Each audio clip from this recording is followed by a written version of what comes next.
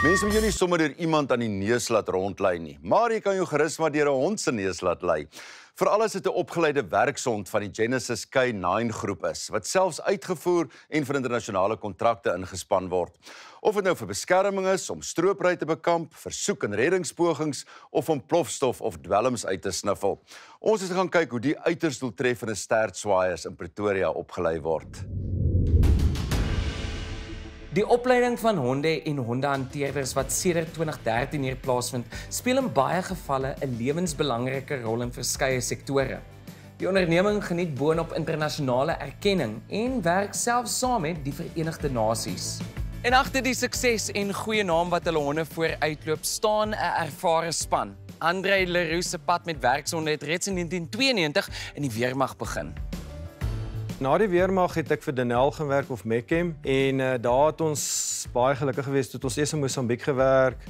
Ek het in Angola gewerk vir meer as 'n jaar en toe, ek dink my groot breek was toe ons nou Bosnië toe gaan en toe is dit net na die oorlog daar nou rustig geraak het en toe het ons nou in 'n vars oorlogsone gaan werk waar daar baie landmyne was en dit is ons het honde gebruik om die landmyne te soek of dit was deel van die maniere wat ons gebruik het destyds en nog steeds gebruik. Het jy altyd gedink dat eendag gaan ek met honde werk? Glad nie. Na my weermag, na my diensplig, toe sou ek almal gaan loop het om vliegtuigwerk te kunde te word en toe was daar so 'n paar maande wat ek gewag het voordat ons moes begin het en toe is daar 'n opening by Denel en dis hoe dit nou gebeur het dat ek eers die honde gedoen het. Ek sou dit net vir 'n paar maande gedoen het en toe blyk nou 'n bietjie langer as wat ek moes 7 jaar later, jy weet, toe ek my eie besigheid begin, Mynhok Center.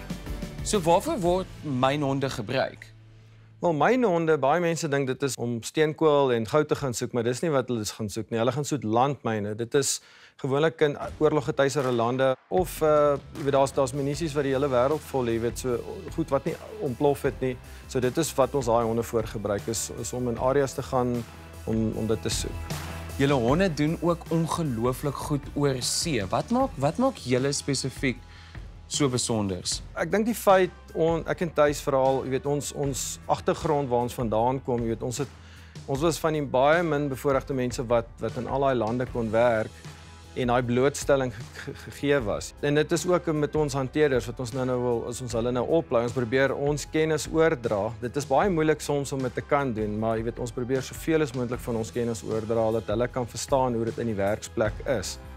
Ek weet daar's iets van die VN advisering wat julle ook gedoen het. Ja, jare later, jy weet, toe ek nou al teruggekom het en ons het ons eie maatskappy begin, toe, jy weet, toe is ons 'n groep van 6 mense reg deur die wêreld, Amerikaners, Britte, wat toe advisory rol gespeel het by die GICHD, die Geneva International Center for Humanitarian Demining. So ons is 'n groep mense wat uitgegaan het en al die standaarde probeer lig het veral in die landmynbedryf.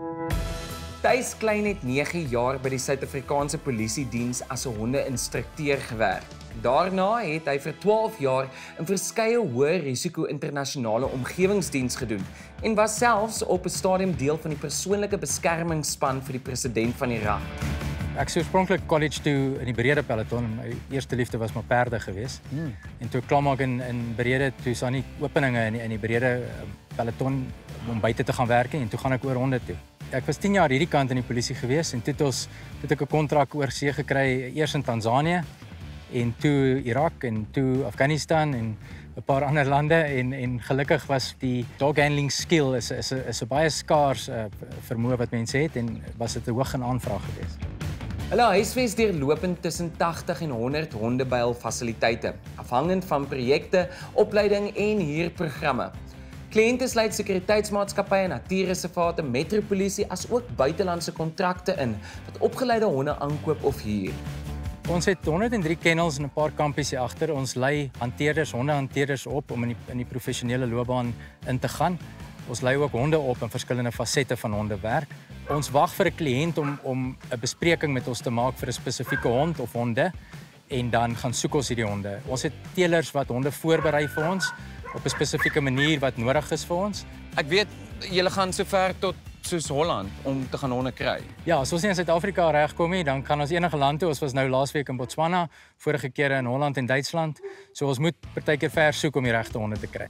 Is dit 'n hond, hy word definitief gebore met daai instink of kan jy enige hond oplei? Ek dink is beslis in die gene, so die ras speel 'n groot rol. Ek beslis in veral die ma van die werpsel speel ook 'n groot rol, maar dis ook die manier hoe die hond groot gemaak word. Dan natuurlik is daar 'n verskil tussen 'n huishond en 'n kennelhond soos hierdie.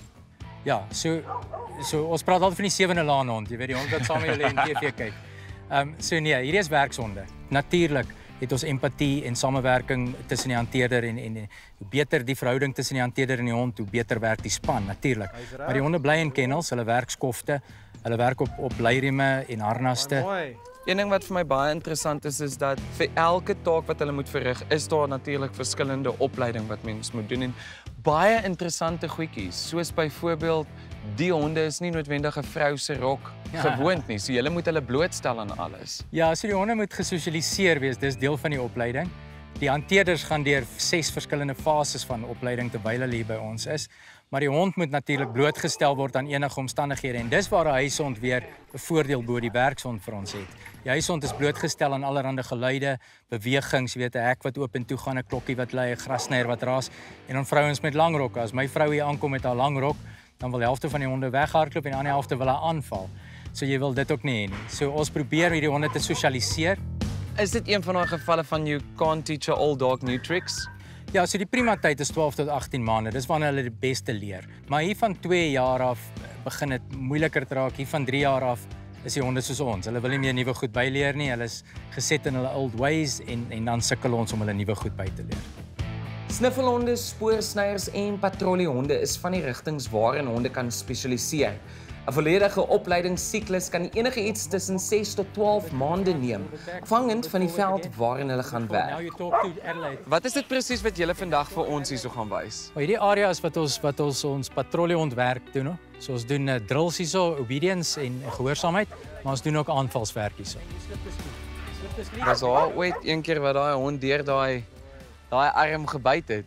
Ons teken gelukkig baie goeie vrywaringsvorms voor die tyd, maar daar is altyd die moontlikheid. Ons werk met diere met skerp tande, daar is altyd 'n moontlikheid. Dis mooi.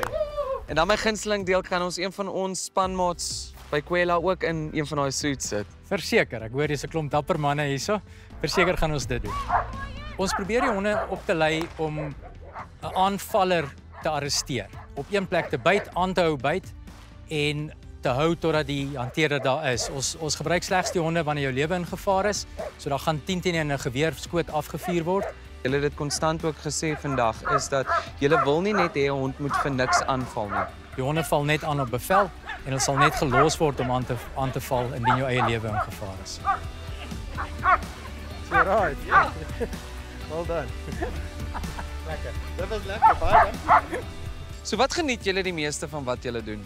Ek geniet dit hierdie 12 weke wat hierdie studente by ons is om te sien hoe hulle begin dag 1 en hoe hulle eindig as hulle klaar is by week 12, jy weet. Dit is my hoogtepunt. Vir my elke dag buitekant is lekker. Kyk wat wonderlike weer wat ons het met die diere te werk natuurlik en te sien hoe ons 'n dier kan oplei en buitekant sit om 'n goeie werk te gaan doen. Ek dink ook die feit dat geen dag is ooit dieselfde nie. Is ongelooflik. Hoekom is werk soos hierdie so belangrik in die samelewing? Jy's reg, hier's niks is ooit dieselfde hierso en dinge verander baie vinnig. Maar ek dink wat hierdie hanteerders doen aan buitekant, veral die ouens in die wildtuin en die werk wat die ouens daar buitekant doen met die bevegting van misdaad is natuurlik ons kan nie sonder die honde dit doen. En net so moet ons groet met nog 'n trots. Stem jy so? Nee, gaan ons hulle groet. Okay. Met 'n trots Suid-Afrikaanse uitvoerproduk wat sniffel en blaf die wêreld 'n beter plek maak. Wat sê ek liewer? Let's go.